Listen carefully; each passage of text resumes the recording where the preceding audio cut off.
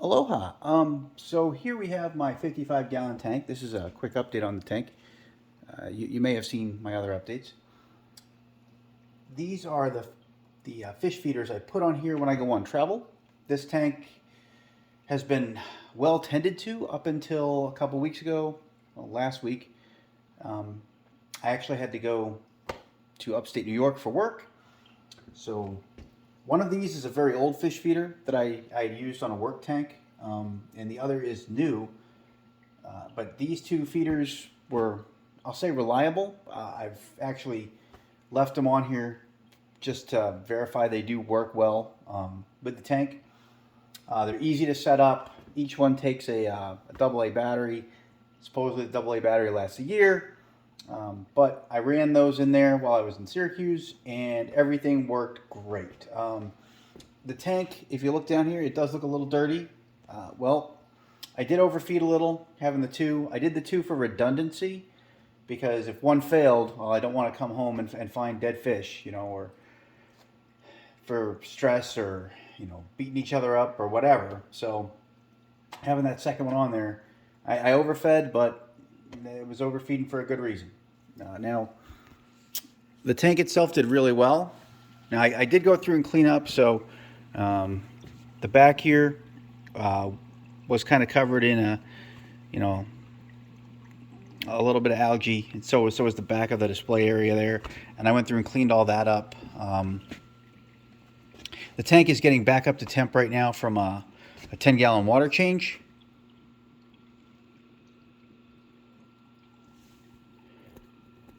And the other thing I want to kind of show you here real quick is, if we look down here, I also changed out my filter media. Kind of see down there, that's just a bag of Chemipure Blue in the media chamber. As we come over here, we will slowly go down there. You can see it, Chemipure Blue, and it's sitting on a lot of live rock. And the reason I put that rock in there was simply because this Fiji All-in-One, about 2 weeks after this tank started, even with the clamps that Fiji sends you, popped right out of the tank. It became buoyant out of nowhere 2 weeks in, 2 to 3 weeks in. It became buoyant, came up, tilted, and I got very lucky that it tilted, by the way. And the outlet nozzles here were aimed into the tank, so it didn't spew onto the wall or anything. So I did get very lucky on that, but the fact that it popped up was very alarming to me. So the media basket that had been here was one that I had made, but there was like no weight to it. And the reason I had to use the one I made was because the one from Fiji falls apart. It is not a well-made piece of plastic. So I ended up making my own, and my own held up great, but it didn't add weight. And the clamps that come with the Fiji All-in-One, they just don't work well. They bend. They don't really hold this thing down. And you can see the gap here. Let me see if I can wipe that down. There you go. See that gap? Well, you can't overcome that gap in this tank because there's a silicone seal at the bottom that you can't really see in here. But and this is all the way down to the bottom, by the way. But you see up here, even with it all the way down to the bottom, it doesn't quite fit under. It actually comes right even. So I would have had to have dremeled this out or dremeled it down just to pull it back under this lip, but it wouldn't have gone down anymore. So with the Fiji All-in-One, I'm not a huge fan, but while I'm up here, I will show you also this Fluval C PS, I think this is PS1 skimmer. I am a fan of the Fluval. I'm going to tell you, this skimmer says it's rated for 45 gallons. I've got it on a 55-gallon tank. However, the 55-gallon tank has about 55 pounds of live rock, 55 pounds of sand. So the display volume is probably in the on the order of 45 gallons of water. Well, here we go. This guy's been on there for a week, unattended, and it's pulling some decent skim. So I'm pretty impressed with it. This thing is only, this tank is what, 3 months old now? Maybe about 3 months old. And the skimmer broke in really quickly. I did have about 2 weeks of micro bubbles, but if you look, what you're seeing there is in microbubbles right now for the most part. It's remnants of me cleaning that I did just clean before the video. So my microbubble problem is gone. It went away really quickly with a skimmer, about a 2-week break-in period. And my AI lights are doing pretty well on here.